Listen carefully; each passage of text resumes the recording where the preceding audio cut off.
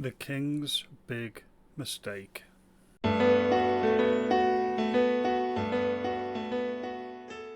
Good morning, thank you for watching, hope everyone's well today.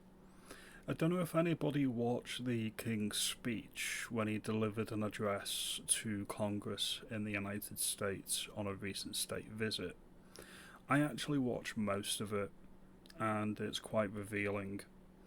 First of all, I'm not going to play any segments from the speech because it's not necessary. What you need to know is that it was a joint effort between Downing Street and the Palace. There would have been parts that were drafted by the King's people, and there would have been parts drafted by the Prime Minister's people. And it's impossible to know which parts came from which office, number 10, or the Palace.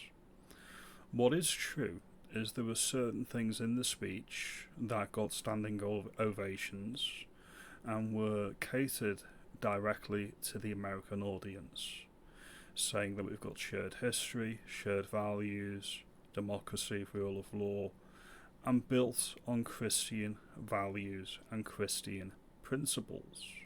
That was very clear. Now, what is telling is that our monarch, the British monarch, is able to go abroad and wax lyrical about Christianity being the bedrock of the American country, the American state, the American nation, but he can't say the same thing in this United Kingdom to his own people.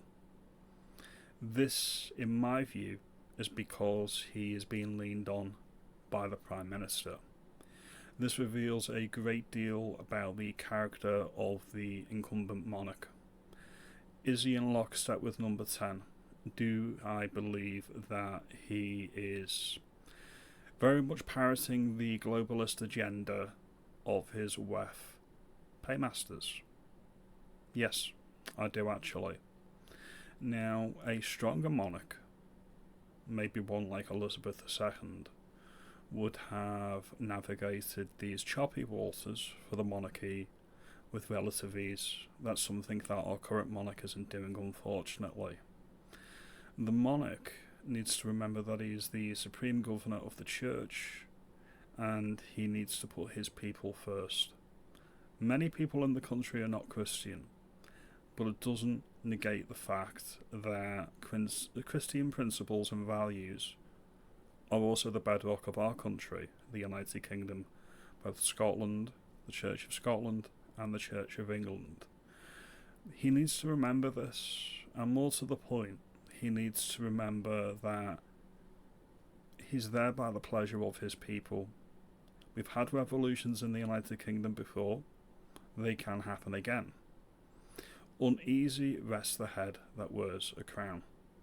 That should mean something, and Charlie Boy needs to remember that revolutions are not a thing of the past. Political revolutions are a thing of the present and the future, and if we get a reformation or a restoration in the United Kingdom, can he be certain that he's catering to his base? Can he be certain that the revolutionaries, the political revolutionaries, the people that will change our country by the ballot box, can he be sure that he and his institution, the monarchy, will be protected on the other side?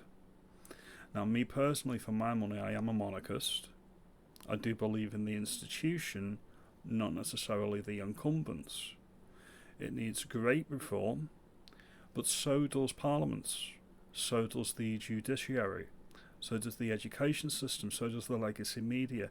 Do we even need a BBC? These are all questions that we need to be asking ourselves. And when we ask the question, do we need a monarchy? Me personally, I would want the majority of the people in the country to say yes. However, many people are losing faith, and he needs to be mindful of this. Now, if you like this video, and you think me calling out the king is right, make me aware. Other opinions are valid.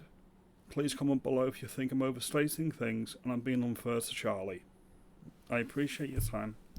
Have a great day, and thank you for watching.